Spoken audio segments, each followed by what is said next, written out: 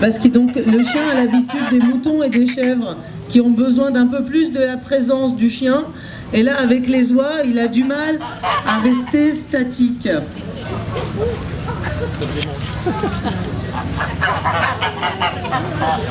T'en viens? Ce que je disais, c'est que c'est un très bon exercice pour le chien, parce que dans le travail du chien, il doit passer pas mal de temps aussi couché, à observer et à attendre les ordres. Le chien, il n'est pas toujours en action, parce que quand on en a besoin, il faut qu'il soit opérationnel. Et si on le laisse courir tout le temps, au bout d'un moment, il est fatigué, il est comme nous. Donc le travail du chien, il y a une grande partie de son temps où il est couché, il observe et il travaille quand même.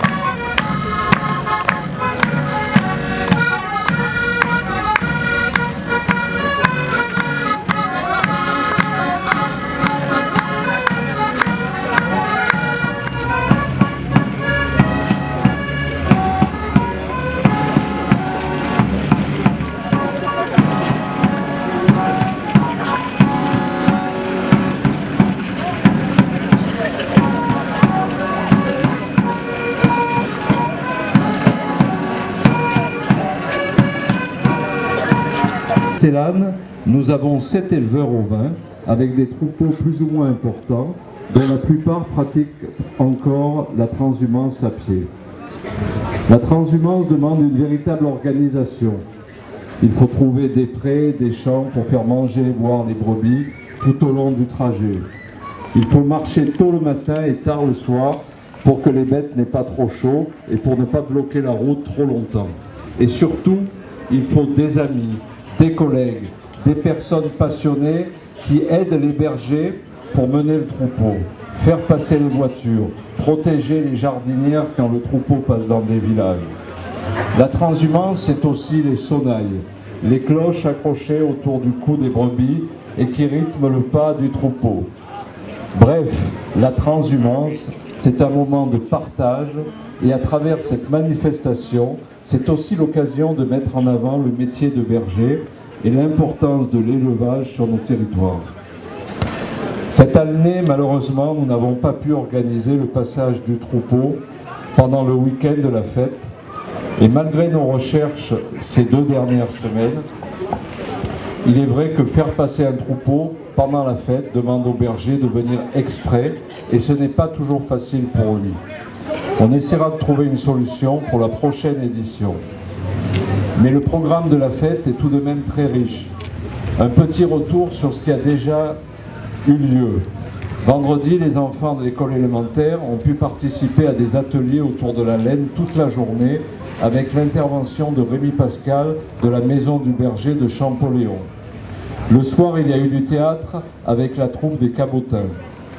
Samedi matin, Michel Gordon, qui a écrit de magnifiques ouvrages sur les bergers et la transhumance, est venu pour une séance de dédicace à la médiathèque de Castellane.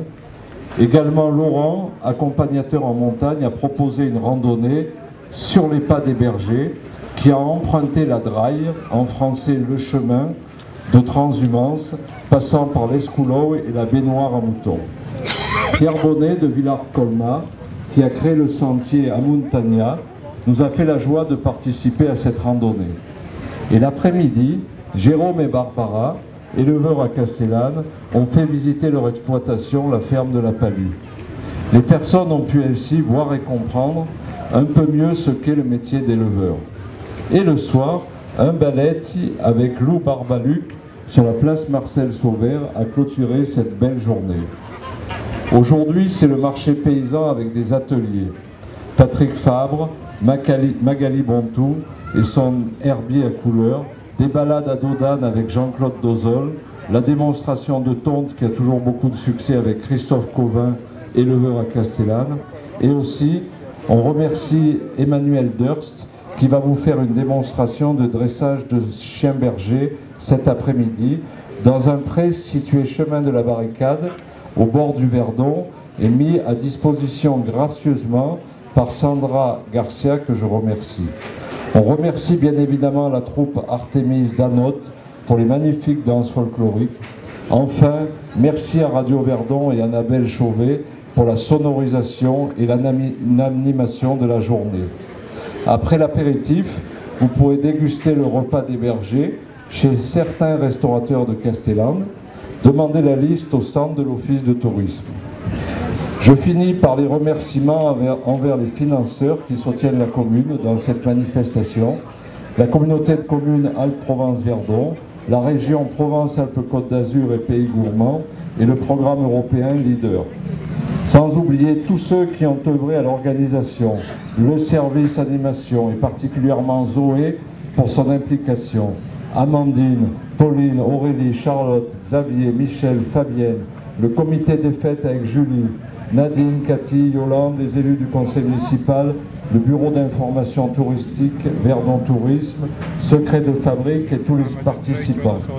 Merci aussi à tous les exposants pour avoir mis gracieusement certains de leurs produits pour l'apéritif. Je vous souhaite à tous de profiter encore des animations et on se donne rendez-vous l'année prochaine pour la 13e édition.